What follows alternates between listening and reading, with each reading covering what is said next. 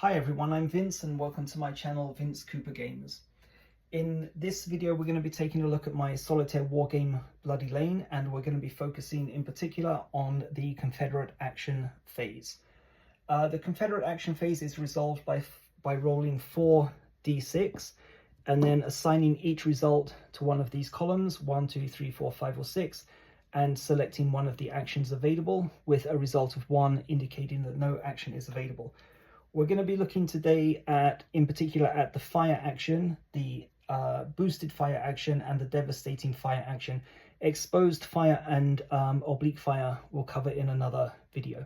So if you rolled a 2, you could assign it to column number 2 and select the fire action. If you rolled a 3, you could select a second fire action and assign that to a second Confederate counter, or you could combine the 2 fire actions to create a boosted action, which will grant a +1 bonus to cohesion.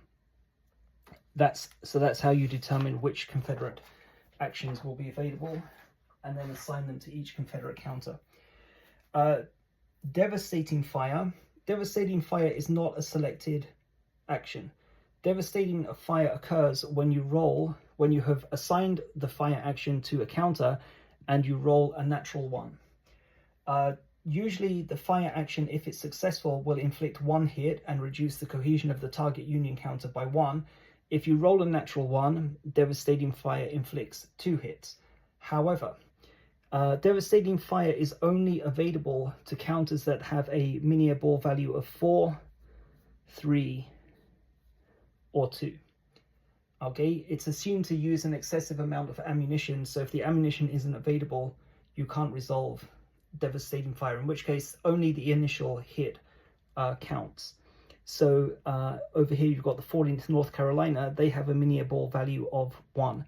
So if you rolled a 1 while resolving the fire action, which normally would indicate devastating fire, it's not applicable. Okay, the minier ball value is 1, so only 1 hit would be recorded.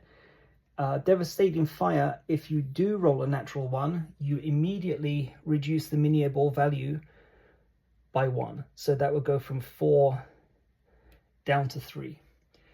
This is important because after resolving the fire action, you're going to turn the Confederate counter 90 degrees to indicate that it has to reload.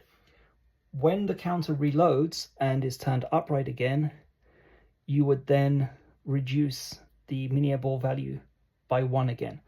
So the process of selecting fire, resolving devastating fire, and reload will decrease the minier ball value by 2, which is why counters with a minier ball value of 1 or 0 can't resolve it. So that's devastating fire. Let's look at some modifiers next. So one of the modifiers, there may be 1 or more smoke tokens in play. A smoke token imposes a -1 penalty to cohesion when making an attack.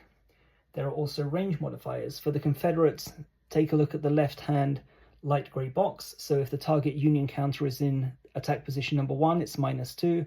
Attack position number 3, it's -1. Attack position number 2, it's -1. Attack position number 3, no modifier. Attack position number 4, a +1 modifier. It's also possible that you're going to use the exposed fire. That would grant a +1 modifier, but we're not going to cover that in this video. And then here you have the crouch token attached to the 14th Indiana.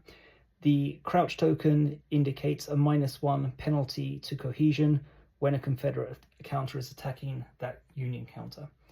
So the cohesion check is very simple. You modify the cohesion, you roll 1d6.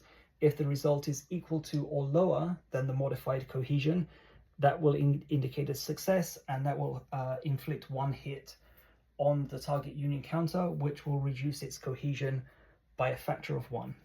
If it's devastating fire, a natural 1, the cohesion of the target Union counter is reduced by 2. So let's go through some examples here. We're going to go through some real examples for 6 Alabama, 2nd North Carolina, and 14th North Carolina. So let's do 6 Alabama first. Their target is the 8th Ohio. There's a smoke token in play, so The 6th Alabama has a cohesion of 5. It's reduced to 4 because of the smoke token. There's also a range modifier of -1. So the cohesion of the 6th Alabama is reduced from 5 down to 3.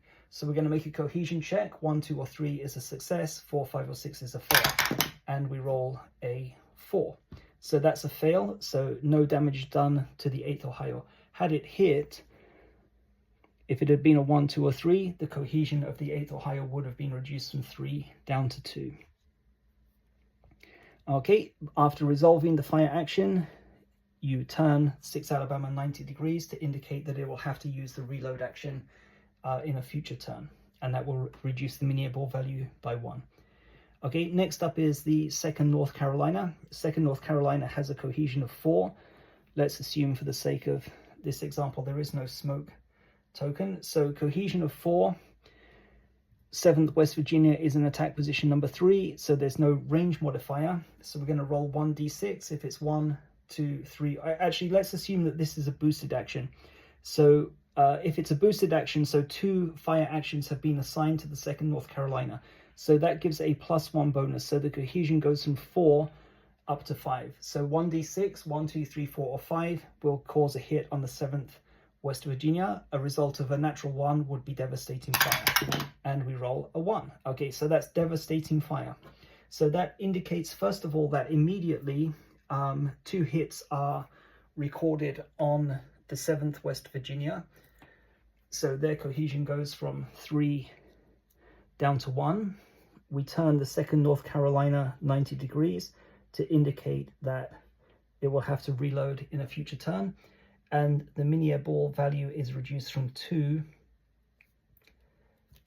down to 1 immediately. And then when it reloads, that will go down to 0. Okay, so that's the 2nd North Carolina. Okay, and finally, let's do the 14th North Carolina. 14th North Carolina has a cohesion of 3. The miniable value is at 1, so 0 or 1 indicates that even a result of a natural 1 will not result in devastating fire. However, the 14th Indiana has a cohesion of 1, so the crouch token is attached, indicating a -1 penalty to cohesion. So we've got 3 modified by -1 down to 2. For the crouch token, range modifier is +1, which brings it up to 3 again. So 1, 2, or 3 indicates a hit, in which case the 14th Indiana will be destroyed. 4, 5, or 6 is a miss, and a natural 1 will not result in devastating fire. So we rolled a 6, so no damage is done. 14th Indiana remains with a cohesion of 1, and the crouch token remains attached. And the 14th North Carolina is also turned 90 degrees to indicate that in a subsequent turn, it will have to use the reload action in order to be able to use the fire action again. Okay, and that's the fire, boosted fire, and devastating fire actions. Thanks a lot for watching.